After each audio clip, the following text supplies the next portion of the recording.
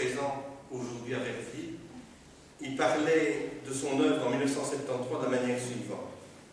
S'il fallait, pour la commodité du spectateur, faire entrer ma peinture dans une classification, je préférerais que soit choisi le mot concret plutôt qu'abstrait. Tout se déroulant à partir de quantité, de qualité, de rapports non dissimulés, mais franchement étalés.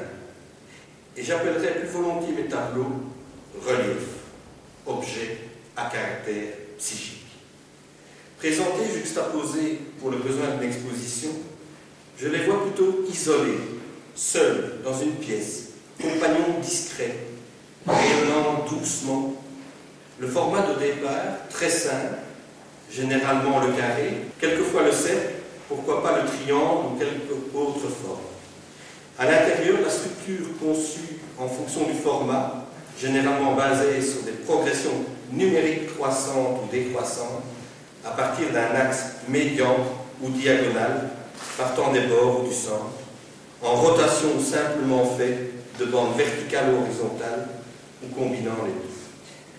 La couleur et ses caractéristiques dynamiques, activantes ou apaisantes, rayonnantes ou intériorisantes, volontairement limitées au primaire, brissaire, rarement un gris ou un blanc neutre, active cette géométrie.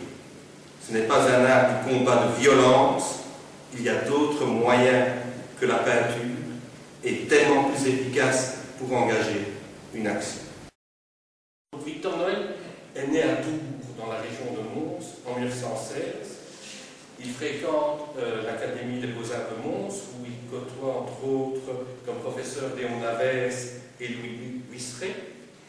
Il sera, à mon avis pour son malheur, milicien à Tournai, mais ça lui permet de fréquenter l'Académie des Beaux-Arts de Tournai. Et puis la guerre, mais bien entendu comme tous les soldats belges, la démobilisation.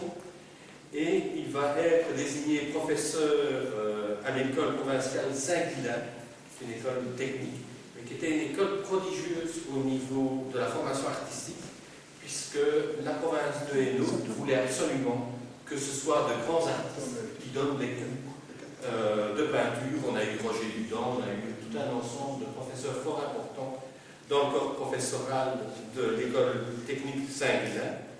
Et puis en 1942, il est aussi désigné professeur à l'Académie des Beaux-Arts de Tournai, ce qu'il restera jusqu'à la fin de sa carrière en 1976.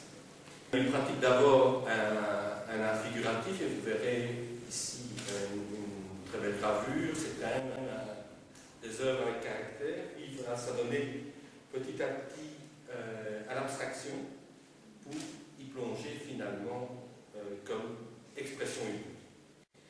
Il est parmi les initiateurs du groupe Forme Nouvelle en 1950 avec Marcel Louis Bonnier, Émile Bergen, Jo Delahaut, Jos Léonard, Kurt Lévy et Victor Servant. C'est quand même une belle pléiade d'artistes.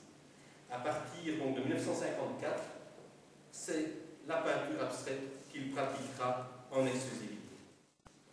Puis il est parmi les fondateurs d'une autre association art abstrait Forme avec Jo Delahaut et les critiques d'art Moritz Bilk et Jean Séot, qui ont quand même joué un rôle fort important dans l'histoire de l'art en Belgique. En 1965, il participe au groupe D4 avec de nouveau Marcel Louis Bonnier, Émile Bergen, Gilbert de Cock, le regretté Gilbert de Cock, Henri Gabriel, et avec l'arrivée de Jo Delahaut, le groupe prend un autre nom, et ce sera Géoforme, qui a aussi fortement compté dans l'art abstrait géométrique en Belgique.